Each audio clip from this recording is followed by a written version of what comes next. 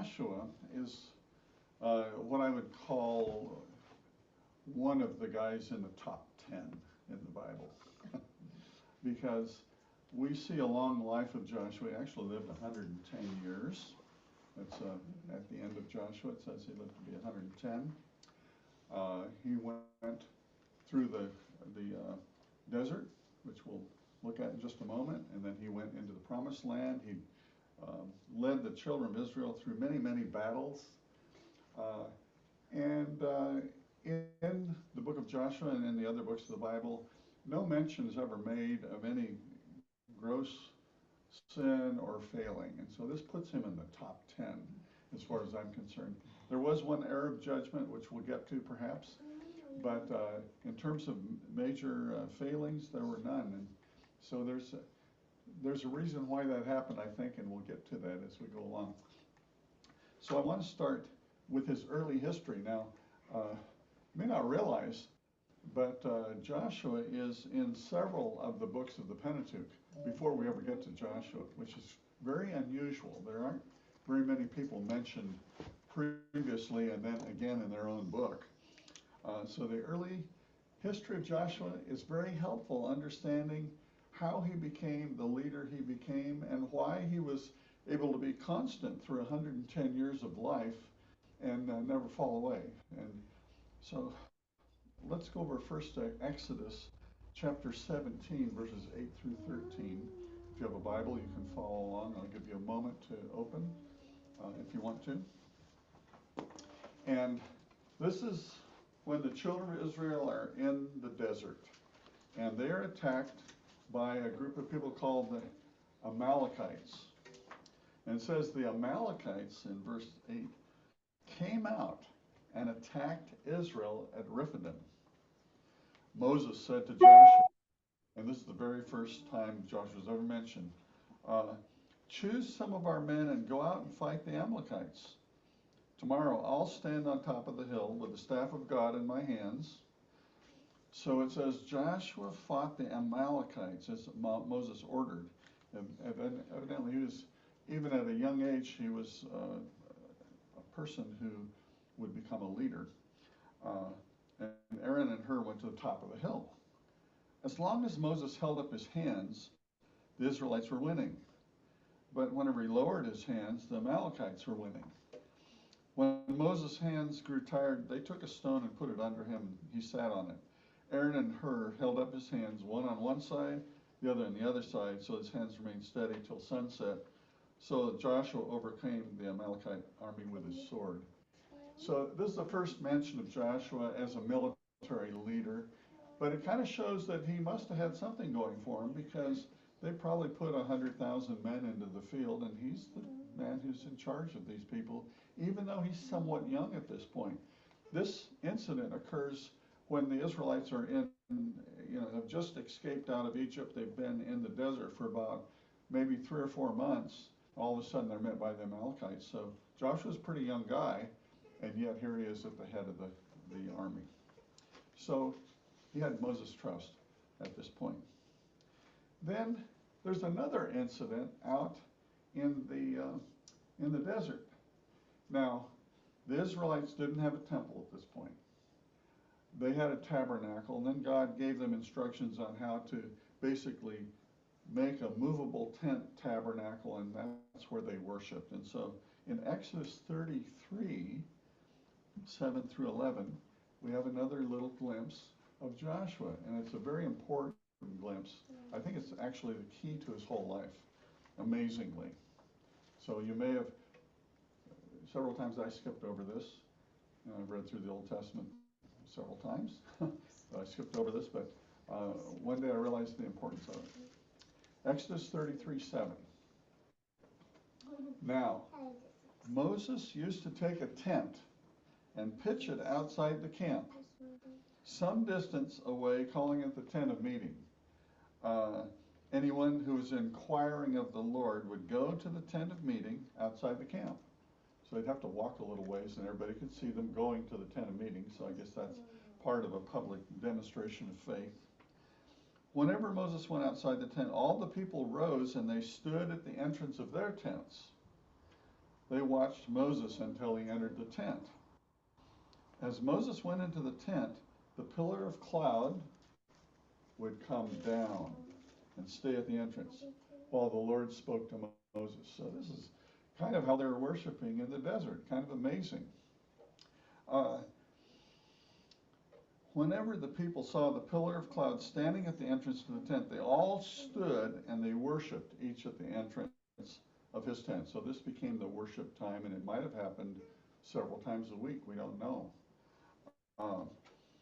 The Lord would speak to Moses face to face, as a man speaks with his friend. So Moses had this very special relationship. Then Moses would return to the camp. But it says, his young age Joshua, so we figure Joshua's probably like 30 maybe, 35. Joshua, the son of Nun, did not leave the tent. Now, I used to just skip over, oh, that's nice that he was. This happened for 40 years. I mean, think about this. This is significant. This is the most important part of Joshua's life. 40 years listening to God speak to Moses, overhearing conversations, being in the Lord's presence. So from about, let's say age 35 to add 40 years, 75, this is his time of spiritual formation. This is so critical. He stayed in the tent of meeting. He stayed with the Lord in the Lord's house for 75 years, for 40 years, becoming 75 years old, I think, roughly, maybe 70, or maybe 80, because we know that he lived, when he went into the Promised Land, he lived another 30 years or so in the Promised Land. And this is a key to his life. This is a very important key. And, you know, I mentioned this to a friend of mine. He said, you know, that's important. You need to emphasize that. And I think it is important. This learning about God over a period of time. And he didn't know he was going to become the future leader of Israel. Yes, he had, but Moses, you know, was hale and hearty.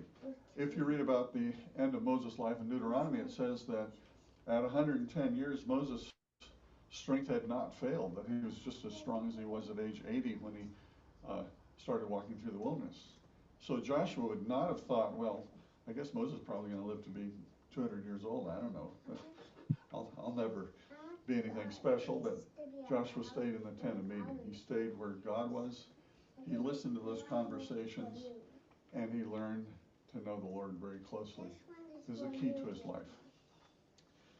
Now, in the next time he's mentioned in the book of Numbers, as a young man, he is one of the 12 spies that are sent out by Moses into the land of Canaan to kind of check it out. And he went and he walked through the land, and they had some exciting experiences. And they came back and he said in Numbers 14:7, just a single verse, the land we passed through and explored is exceedingly good. If the Lord is pleased with us, he will lead us into that land. A land flowing with milk and honey. He will give it to us. Only don't rebel against the Lord. Don't be afraid of the people of the land. We'll swallow them up. Their protection is gone, but the Lord is with us. Don't be afraid of them. Notice how many times he is relying on God. And it's because he has this focus. You know, he's in the tent of meeting. He has the aid of Moses. But more importantly, he's sticking close to God. And so he has faith. And so he goes through the land. He sees everything. He says, you know, we can take them. Caleb said the same thing. Unfortunately, the other 10 said, there's giants in the land, these huge guys, you know, we look like grasshoppers in their sight. You know, we can't do it. And so the children of Israel had to wander for 40 more years, you know, for a total of 40 years in the wilderness. I guess there's a little lesson for us there, to trust in God, to believe that he's going to take us through the difficult things, to basically realize that whether there's giants in the land or not, whether there's difficulties in our life or not, God is going to continue walking with us. He loves us, he cares for us, and he will give us the victory. And that's what Joshua told the people. So you might think a challenge is greater than you can actually master. Well, let me tell you something. You don't have to master it. Let the Lord master it through you and using other people to cause it to come to pass. Now in Deuteronomy 34:9, it says, "Now Joshua, the son of Nun, was filled with the spirit of wisdom because Moses laid his hands on him. And so the Israelites listened to him." Take care. Blessings. So it's very interesting. Moses laid his hands on Joshua and prayed for him. And the spirit of wisdom came on Joshua. I remember when I was about 27 years old, and my dad was now retired, but it was my ordination ceremony in the Presbyterian Church, and my dad was there, and at one point he prayed for me during that service, and then he gave me his robe, which was very significant to me. I had this black robe given to me. Back in those days, Presbyterians always wore black robes. It was, I think, taken over from medieval times when people who were pastors always wore black robes. I kept it for a long, long time, but obviously now I'm not wearing a black robe. But it was a significant moment for me because he prayed for me and he basically gave me his blessing as a pastor. And this is what happened with Joshua. Moses knows right at the end of his life that he's going to be with God. He has no worry about that. And he knows that someone's got to take over for Israel. I mean, at this point, there are 4 to 6 million Israelite men, as well as women, as well as children, a pretty good sized group. And this is the passing of the torch. Now we go over to Joshua chapter 1. And this is really where the start of the book of Joshua is. Joshua 1 through 9. Tremendous encouragement from the Lord to Joshua. I mean, Moses is gone, and the Lord says, after the death of Moses, the servant of the Lord said to Joshua, son of Nun, Moses' aide. So he's still looked at as being the second, not the first. Moses, my servant, is dead. Now then, you and all these people, get ready to cross the Jordan River into the land I'm about to give you to the Israelites. I will give you every place where you set your foot. So that's a tremendous promise, as I promised Moses. Your territory will extend from the desert to Lebanon, from the great river of the Euphrates, all the Hittite country, to the Mediterranean Sea in the west. No one will be able to stand against you all the days of your life. As I was with Moses, I'll be with you. I will never leave you or forsake you. Does that kind of sound like someone in the New Testament? I will never leave you or forsake you. And so we have a little hint on what's called a Christophany or a theophany in the Old Testament of Jesus. Now, how do I know it wasn't the Heavenly Father? Well, the Heavenly Father never masquerades himself. I mean, when Moses said, "I'd like to see you," he said, "Well, I will let you just see my back, a little tiny bit of my back. If anyone sees my face, they'll instantly pass away on the spot." So we think that this was probably a pre-vision of Jesus before he came. He says, "I'll never leave you or forsake you. Be strong and be courageous. You will lead these people to inherit the land I swore to their ancestors to give them." Be strong and very courageous, number 2 on the courageous. Be careful to obey all the law my servant Moses gave you. Do not turn from it to the right or left, that you may be successful wherever you go. Keep this book of law on your lips. Meditate on it day and night, so that you may be careful to do everything written in it. Then you'll be prosperous and successful. Have I not commanded you? By the way, be strong and courageous. Number 3. So when God says something to someone 3 times, it's because they need it, not because he likes to say it. No, they need it. They need to be strong and courageous. Don't be afraid. Don't be discouraged, for the Lord your God will be with you wherever you go. Tremendous promise to Joshua. And God is speaking to him face to face, just like he did with Moses. So it's just a fantastic passing of the torch. By the way, it doesn't happen very often in the Old Testament that one leader passes the torch to another and they're both equally strong in terms of their faith. Very unusual thing. Now in verse 10, Joshua ordered the officers of the people, go through the camp, tell the people, get your supplies ready. 3 days from now, you'll cross the Jordan here to go in and take possession of the land the Lord your God is giving you for your own. So now he just obeys God. God's spoken to him and he just goes forward. He doesn't say, well, I can't do it. Now, if you remember, Moses, when he was called, he didn't have all this history of being in the tent of the meeting. And so what did he say? Couldn't you send somebody else to talk to the Pharaoh? I don't really like the guy. I'm a little bit concerned. And the Lord said, well, your brother Aaron is coming. He'll be your mouthpiece, and you'll be like God to him. And, that's how we're going to do this. But Joshua didn't say, can't you send somebody else? No, he just went forward. And so we find a second journey into the land to check it out, Joshua 2, 1 through 24, and I'm just going to read a couple verses out of it. The spies are sent in, they go to Jericho, they stay at Rahab's house. She's a prostitute. The king of Jericho sent men to apprehend the spies. Rahab hid them under stalks of flax. She told the spies, a great fear of you, the Israelites, has fallen us, so that all who live in this country are melting in fear because of you. We've heard how the Lord dried up the Red Sea for you, what you did to Sihon and Og, the two kings of the Amorites. These were pretty tough guys. And now please swear to me by the Lord you'll show kindness to my family, because I've shown kindness to you. She let them down by a rope through a window, because her house is right on the wall. It says the men escaped down the rope, hid themselves, went back to Joshua and told him everything that happened to them. They said, the Lord has surely given the whole land into our hands. All the people are melting with fear. So these two spies that Joshua chose, they talk about the Lord as if they know him. They had courage. And this time the spies give a good report. They didn't say the guys are tremendously large. We saw Goliath and his two brothers. No, they didn't mention that at all. They just said, we can take them.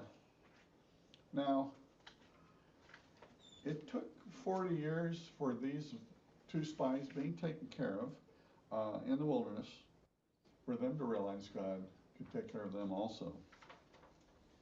This might be a little hint about the value of trouble in our life. So these spies had the 40 years of eating manna and walking and walking and walking, but they developed a faith in God, and then so when they went into the land, they weren't afraid, and then they told Joshua, we can win this battle. Now there's quite a bit more in Joshua. We can't cover the whole book in one time. We know, of course, that the Israelites went across the Jordan.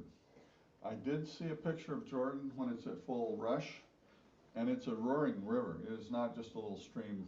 It's like the San Lorenzo, during December and January. I mean, there's a lot of water running in the Jordan. It runs over its banks, literally.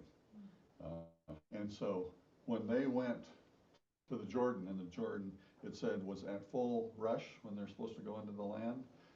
And God was told by Joshua, just have the priests put their feet into the water. And it says the water's backed up, and the people went by dry land. And then God told Joshua, have the people take 12 stones out of the bottom of the river and stack them up for a memorial. And that's what they did. And then they went by. And I'll tell you something, if I'd been one of those priests in the middle of the river waiting for the people, I would be having a real prayer session. Because it would not be good to have all that water come back down on you, especially at high tide, so to speak. So there's only one more incident I want to relate about Joshua formally. Joshua 5:13 through 15, just a couple of verses. Joshua has not yet taken Jericho. And he's out kind of just walking around in the evening, and maybe he's praying. It says he looked up and he saw a man standing in front of him with a drawn sword in his hand. Joshua went up to him, so he's not scared of a person with a sword. Are you for us or for our enemies? He wanted to find out, do I need to fight you, or are we friends? And the man says, neither, which must have kind of puzzled him a little bit. He said, as the commander of the army of the Lord, I have now come. Then Joshua fell face down to the ground in reverence and asked him, what message does my Lord have for his servant? The commander of the Lord's army said, take off your sandals, for the place where you're standing is holy. And Joshua did so, and then he was given instructions how to take Jericho. And God was going to do something very special at Jericho. They would walk around it once each day for 6 days. The seventh day they would circle 7 times, blow the trumpets, and the walls would fall down. And so God became the commander of the armies of Israel. And he basically was the commander of the armies of Israel all the way through Joshua's career. Later on, there's this famous story we all heard about in Sunday school. I'll just mention it.